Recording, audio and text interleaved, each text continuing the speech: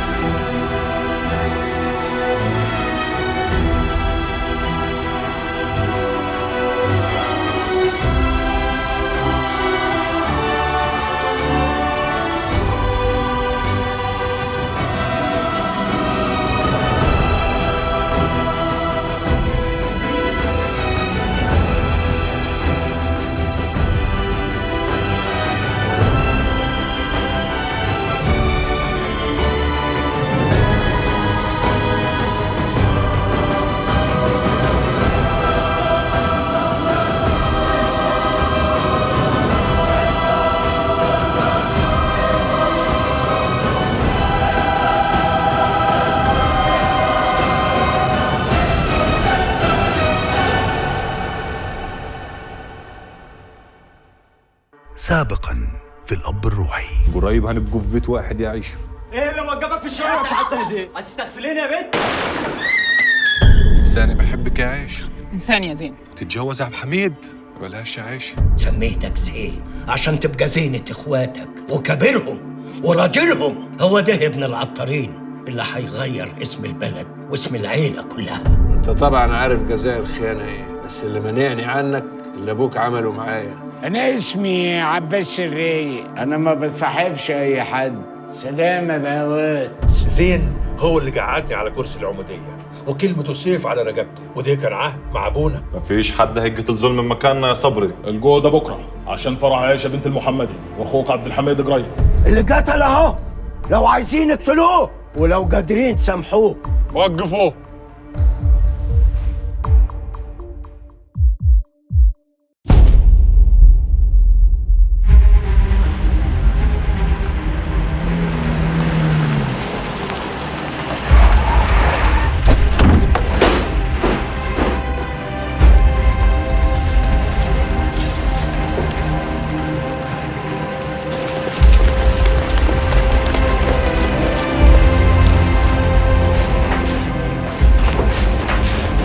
ايه الدوشه دي؟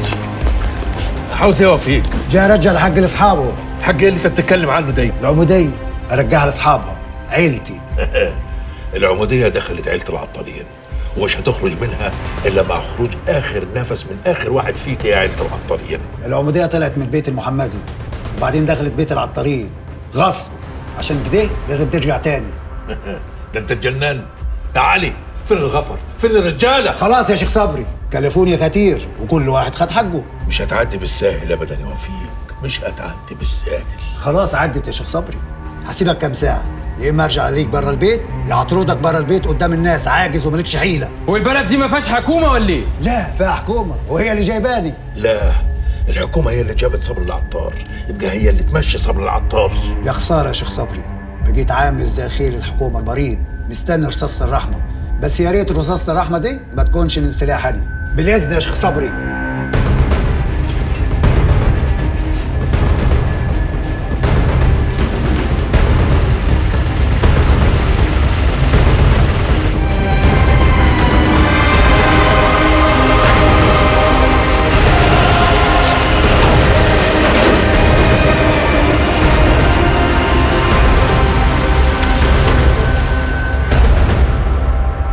العمودية حقهم بصحيح يابا؟ طول عمرنا بنسمع كلام عمي زين وعمي سليم واللي عملوه زمان، وانتوا عمركم ما رضيتوا تتكلموا وسايبيننا نسمع من ناحية واحدة. اي حاجه هتتحكي من طرف واحد هتصدم الباقي معاه. ظهر اللي حصل زمان بيعيد نفسه تاني دلوقتي. يبقى ده الوقت المناسب اللي تحكي لي فيه يابا. قول ورايا يا عمدة. قبلناك لوجه الله ورسوله والحضور والعجاويد. قبلناك لوجه الله تعالى ورسوله والأجويد والحضور. وقفوه.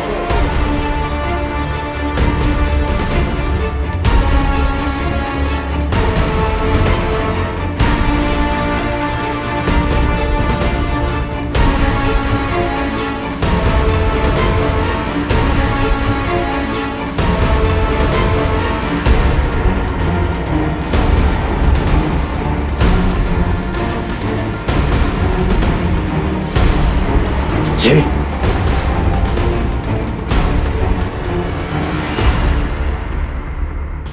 الراجل ده ما قتلش فاروق، عمل كده عشان يرد الجميل لابوي. زين. سامحني يا ابوي، ما قدرتش اعيش وحد عايش بغار انا السبب فيه. انا اللي قتلت فاروق. ناصر، هتقتل ولدي قدامي وقدام اهل البلد؟ كده اتفضت الجودة يا صالح يا عطار. وعزا ولدي مش هاخده دلوقتي، لازم اخد حقه الاول. ولكم في الحياة قصاص يا اولي الالباب.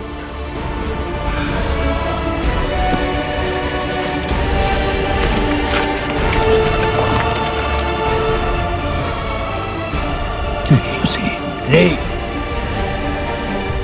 ناصر المحمدي كان عارف انه لو ضرب زين قدام كل الكبار ابويا ما كانش هيسكت وما كانش هيسيب اي حد في عيلته عايش. زين كان ابن ابوه زي ما ابويا دايما كان يقول، وما كانش بيحب حد جده لان زين كان محبوب من الكل. ما تخافش يا زين، ما تخافش. ودي كبير العطارين ما يخافش. بس الحرب قامت.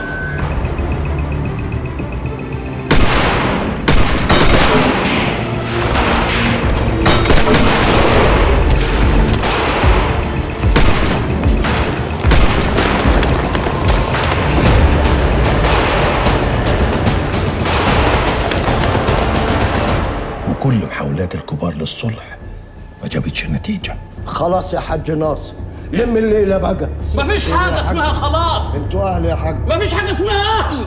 قتلوا ولدي. نقعد يا حاج ونحلها زي ما انت عايز. لا ما تقعدش. كده حرام عليك يا أخي. أما ناخد حق ولدي. العيال هيقتلوا بعض. ما يقتلوا بعض. نقعد قعدة عرفية، الدم هيبقى كتير. قلت لك يا حظابط قتلوا ولدي. هيبقى كتير الدم يا حاج. يا حاج ناصر اهدى بالله. مفيش حاجة اسمها اهدى. دول عيالك ودول عيالك يا أخي. وكانوا فين لما خانوا عيالك وعيالهم قتلوا ولدي؟ ما خلاص يا أخي. خلاص يا خلاص. مفيش حاجة اسمها خلاص. اللي راح. لا هتودي الدم الغيب فين؟ يروح مطرح ما يروح. يد اهي. خليها لك يدك دي يا صالح. ها اكده يا ناصر، اكده. والله ما هفوتها لك. رجالة ناصر المحمدي كانوا محوطيننا من كل حتة، كل شبر ما كنتش تلقى فيه إلا الخراب والموت والدم.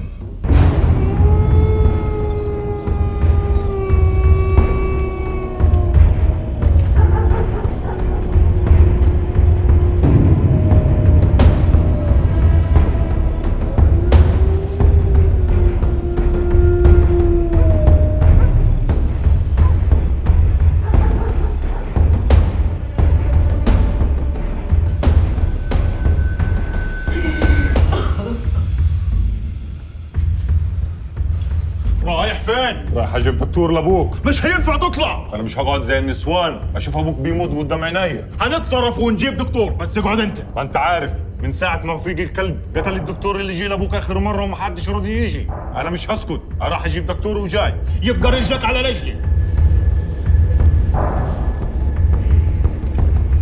رايحين فين؟ رايحين نجيب دكتور. طب خليك انا اتصرف واجيب لك دكتور من تحت الارض. خليك هنا سليم وسطيهم، ما بنش لحد غيرك.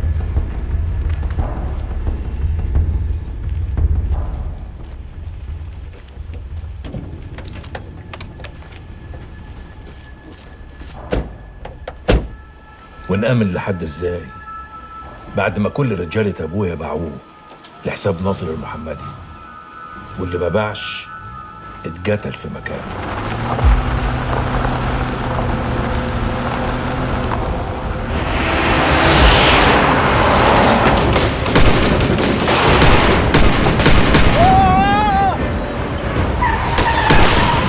صبري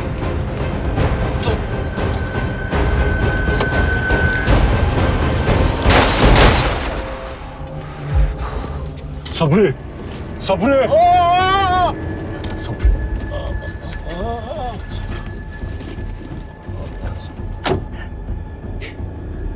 زين زين زين يا ولدي، زين زين. صالح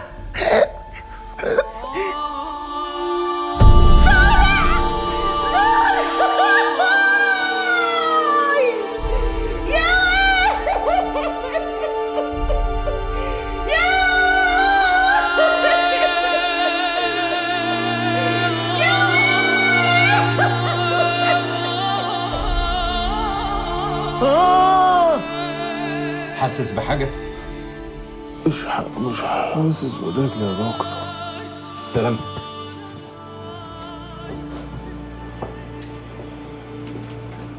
احنا لحقناه، بس للاسف مش هيقدر يمشي على رجليه تاني.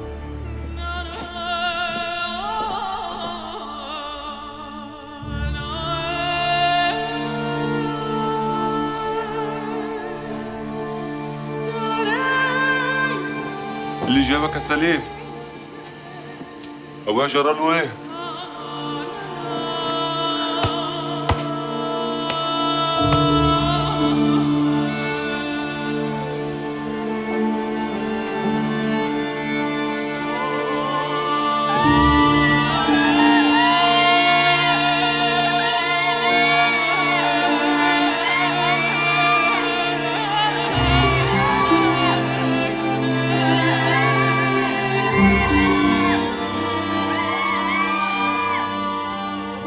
كل حاجة ليها تمن يا ولدي، بس التمن اللي دفعناه كان كبير قوي.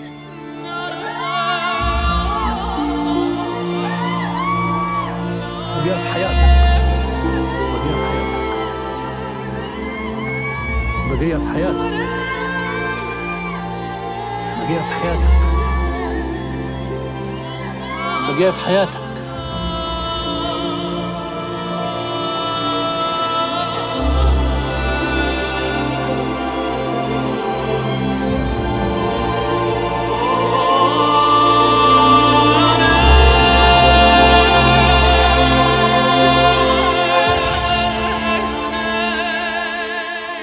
وكان لازم يدفعوا الثمن غالي قد النار اللي جادوها في قلب زين، وما عادش حاجة تقدر تطفيها تاني أبدا.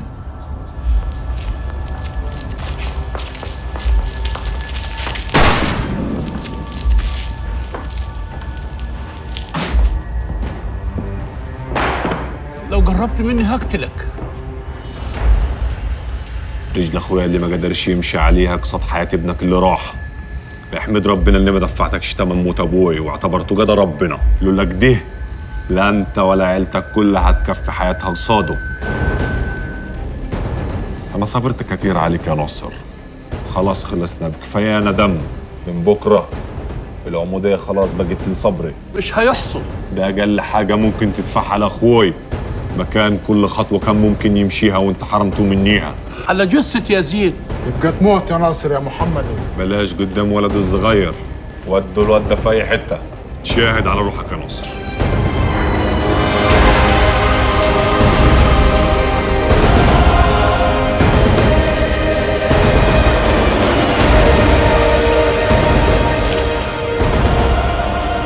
خلاص يا زين، خلاص. فرح بنتك عيش على اخويا عبد الحميد بعد ال40 ما يخلص.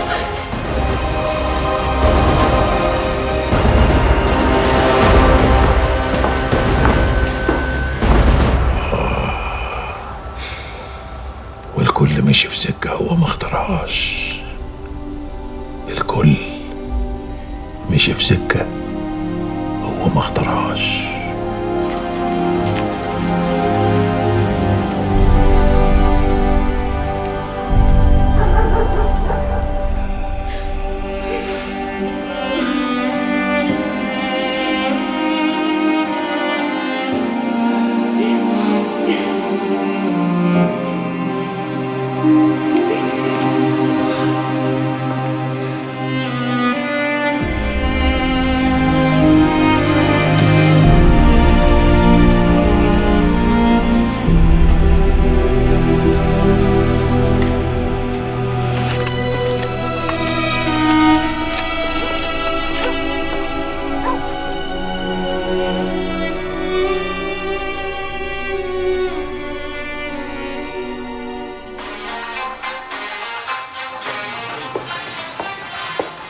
يا بخت الأرض اللي ماشي عليها الجميل. ولا فتحي الراجل اللي كان جه يقعد في الشقة اللي كان فيها بلدياتنا دول هيقعد كام يوم؟ مش هيقعد فيها، ده مشي. ايه ما طلعتش مقاسه؟ لا ده ما طلعش على مقاس انا. مقاسك انت وانت مال امك، وانت اللي هتدفع الايجار اخر الشهر. ده كان عايز يقلبها خرابه ويجيب نسوان، واحنا مش قراطيس لا مؤاخذه. لا مين اللي قال الكلام ده؟ ده انت قرطاس وقرطاس كبير كمان. ده القرطاس يمكن ليه فايدة عنك. الله ايه ده؟ كنا افتكرنا 1000 جنيه. يا اهلا يا اهلا يا اهلا يا اهلا. ده ايه النور ده؟ طب مش تقولوا كنا فرشنا الشارع رمل. وبركة يا رايق، واخبار الحاره؟ بحطة ايدك زي ما هي. انتوا اللي شكلكم متغير شويه. لا احنا تعبانين شويه بس. لا الف سلام عليك. لا الشقه فاضيه، انا جالي زبون مرضتش اسكنه. عشان انتوا حتى ما تخطبوش قلبي. ولا فتحي تطلع مع البهوات على طول على الشقه هناك، وتعدي على عمك صبحي بتاع السمك، تخليه يحضر لنا اكلة سمك على حساب اللي هيقعدوا في الشقه. بقول لك يا رايق، عاوزك تشوف لنا شغلانه تكون فيها فلوس كتير في وقت قليل. لا لا لا لا لا، ايه ده؟ دي الحكايه بقى محتاجه قعده.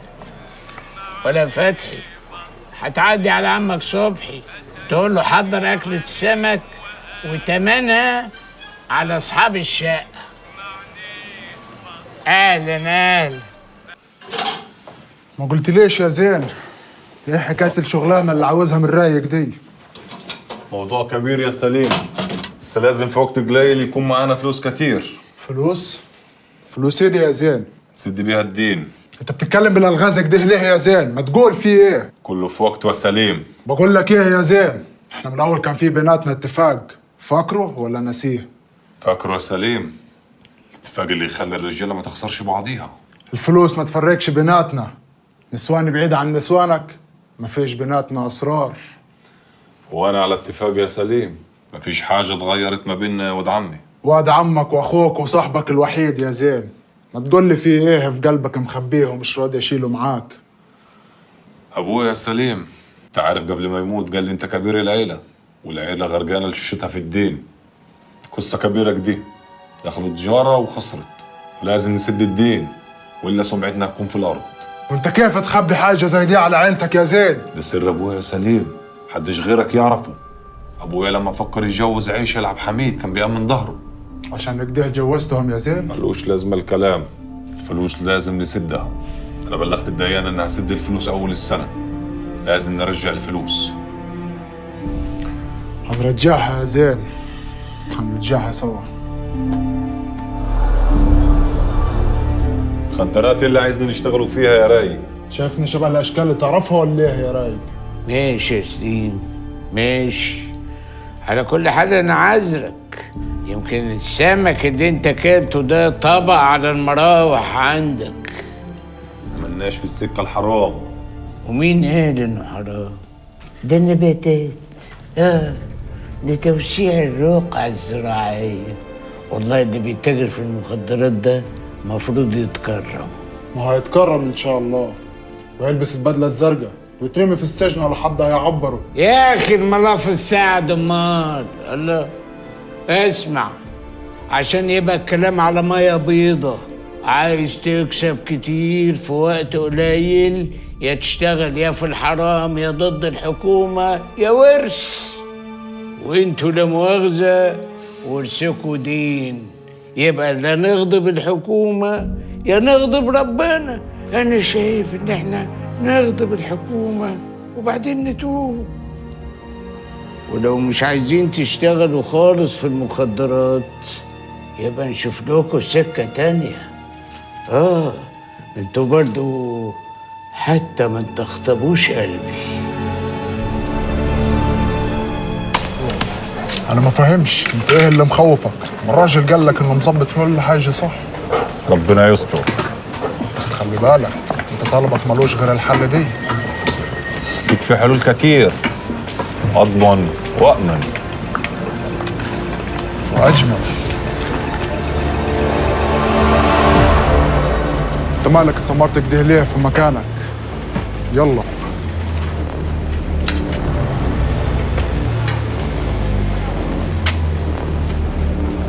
في حاجة؟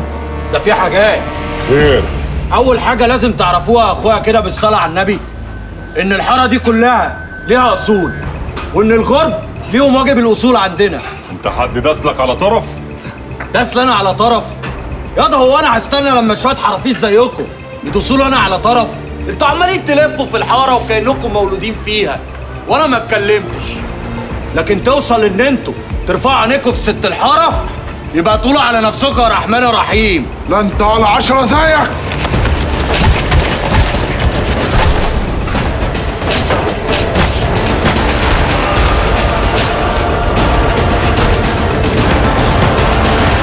الله يخرب بيوتكم. تعالى. هم اللي بدهم. امشي امشي. انتوا لازم تهربوا قبل ما يسيحوا دمكم. ايه اللي خلاكم بس تجروا شكلهم؟ ومين دول يا عباس؟ رجالة الحتة. رجالة المعلم صايغ. الله يرحمنا جميعا، بس ما تقلقوش انا معاكم.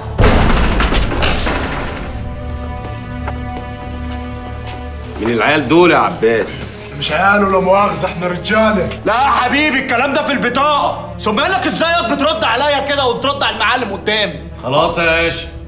نزل ياض انت وهو البتاع اللي في ايدك ده، ما تخلينيش اقل عقلي واعملها معاكم. انت سيد العقلين يا صايغ. خلاص العيال غلطت والسماح مطلوب. انا وافقت ان انتوا تقعدوا هنا لما عباس قال لي ان انتوا عيال غلابه وجايين تدوروا على شغل، لكن الحاره دي لها اصول وقوانين انا اللي حاططها. الكل هنا ماشي عليها سواء برضاه او غصب عنه، واللي انتوا عكستوها دي تبقى بنتي، وانا اللي عاكس بنتي ما ينفعش يعيش تاني. عكسناش حد يا معلم، احنا زي اي رجاله، لقينا واحده معديه في الشارع بصينا عليها، كناش نعرف انها بنتك. ثبتني ياض. اسمك ايه؟ اسمي زين العطار، بس مش ياض. ماشي يا عم زين. انت بقى عايزني اكتب لك عليها ورقه تقول انها بنتي ولا ايه؟ احنا لسه هنرغي من اول وجديد يا معلمي. انا قلت لك اخلص لك عليهم. تخلص عليهم ايه ياض؟ ما كنت خلصت عليهم يا خفيف. هم دول بقى اللي عملوا فيكوا كده؟ الله الله الله يا معلم، يلزموا بس الكلام دوت. ما هم متخرشمين اهم. متخرشمين ايه ياض؟ ما العيال قدامي ساق سليم اهو زي الفل.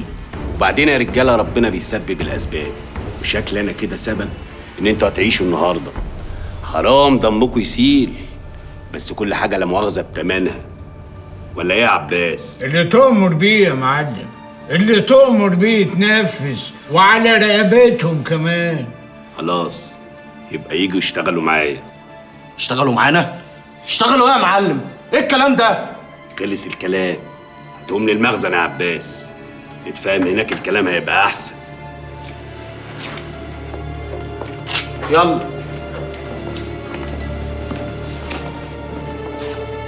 يا ترى هيعمل فينا ايه في المخزن؟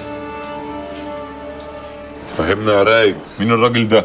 الراجل ده سيد الصايغ، بلطجي المنطقة، كل الدنيا تعمل حسابه، وأولهم الحكومة. اشتغل ايه يعني؟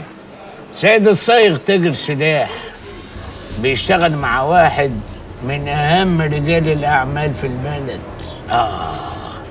لو كان ليكوا بخت واشتغلتوا معاه يبقى اتفتحت لكم طاقة القدر. وافرض غدر بينا. انتوا أصلا مالكوش دية. لو كان هيغدر بيكوا كان غدر بيكوا ساعتها. خلينا نقعد معاه الاول ونشوف عايز مننا ايه. قوموا بقى بوسوا راس بعض قدامي. خلاص بقى يا معلم سيد يا شغلانه، ما انا قلت ان انا مسامح وخلاص. طب وانت يا زين؟ سامح يا معلم سيد. انتوا من بكره هتشتغلوا مع بعض، هتبقوا ولاد كار واحد. مش عايزكم تشتغلوا مع بعض وانتوا عاملين زي نائر ونقير كده. هنشتغلوا ايه عادي يا معلم سيد؟ سلاح تسلموا وتستلموا فلوس، حاجات كده طياري، بس يلزمها عيال رجاله وقلبها جامد زي الحديد. الخطر اللي في الشغلانه دي ايه؟ عفارم عليك، انا هجاوبك عشان انت عجبتني. الشغلانه دي يا زين لها خطرين. الاولاني هو نفسك، وده لو قدرت تسيطر عليها تبقى انت في امان. السلاح يا رجاله له سحر، مش اي حد بيشتغل فيه بيعرف يسيطر على نفسه. والتاني يا معلم سيد؟ التاني بقى الخيانه. اعوذ بالله يا معلم سيد، ما تقولش كده. ودي والعياذ بالله تمنها حاجه واحده بس، الموت.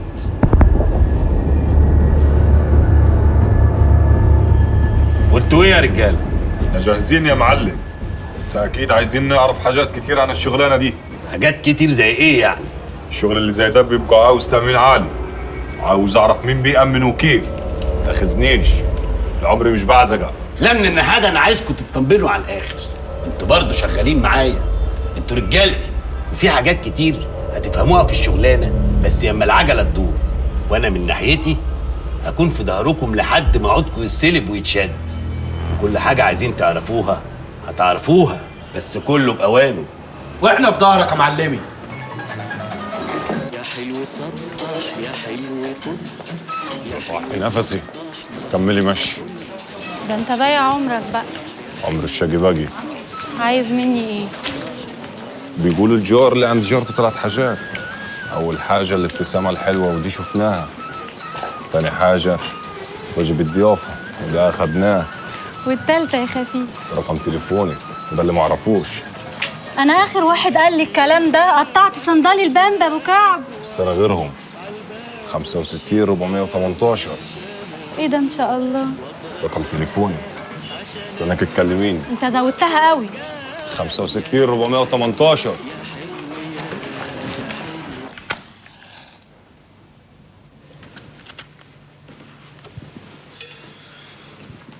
ريح نفسك، ما تتكلمش يا زين. هتتكلم. تراهن؟ على كل اللي معايا. قبلت الرهان، بس انا ما فهمش جبت الجرأة دي كلها منين؟ عجبتني. ايه حبيتها؟ بالسرعة دي؟ لا ما لحقتش. ما مرتاحلكش يا ابن صالح.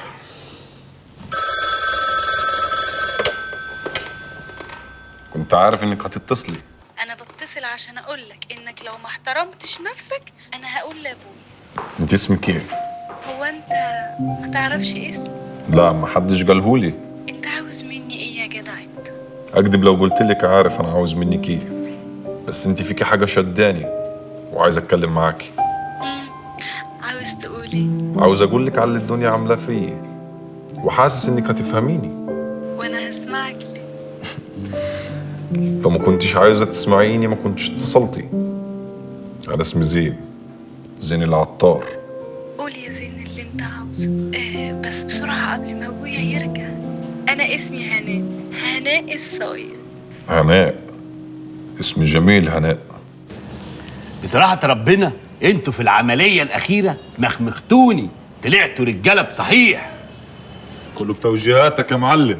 لا أنا نظرتي في الرجالة ما تخيبش، أنا من أول ما شفتكوا وقلت عليكوا عيال جدعان، انتوا من النهاردة بقيتوا رجالة سيد الصايغ. روح يا شيخ منك ليه، وأنا راضي عنكم. بدون الرضا يا معلم سيد.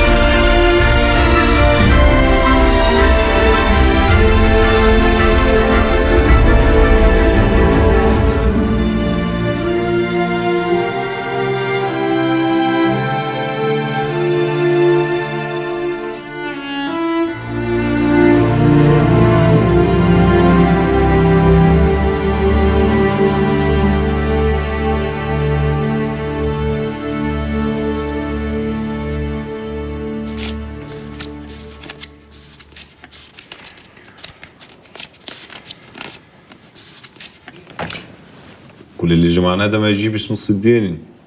طب وبعدين؟ مش عارف عاد. كلم المعلم سيد شوف لنا صرفه. نستلفهم منه؟ انت عارف اني ما بحبش السلف. طب بقول لك ايه، انت ايه حكايتك مع البت هناء بنت الراجل دي؟ عايز اتجوز هناء يا سليم. تتجوزها وعيشها يا زين. ال40 بتاع ابويا عدى خلاص، عيشه ما بقيتش ليا. مش كل واحد بيتجوز اللي بيحبه. بسم الله الرحمن الرحيم، والصلاة والسلام على سيدنا رسول الله صلى الله عليه وسلم. قال الله تعالى: بسم الله الرحمن الرحيم: ومن آياته أن خلق لكم من أنفسكم أزواجا لتسكنوا إليه وجعل بينكم مودة ورحمة إن في ذلك لآيات لقوم يتفكرون. ألف مبروك يا جماعة. الله يبارك مبروك يا فيك. حاج. الله يبارك مبروك يا فيك. حميد. الله يبارك فيك. مبروك يا عبد الحميد. الله يبارك فيك يا حاج. ألف مبروك. ألف مبروك يا عيسى. ألف مبروك يا عوسى.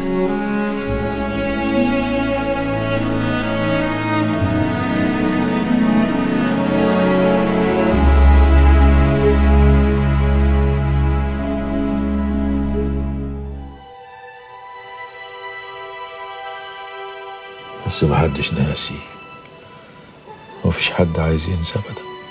وبعدين يابا ناوي تعمل ايه؟ يا ريتني كنت اقدر اعمل حاجه، يا ريتني.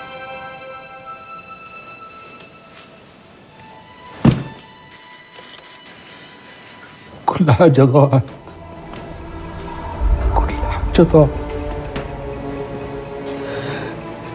يبقى احسن نخرج بكرامتنا يا ولدي.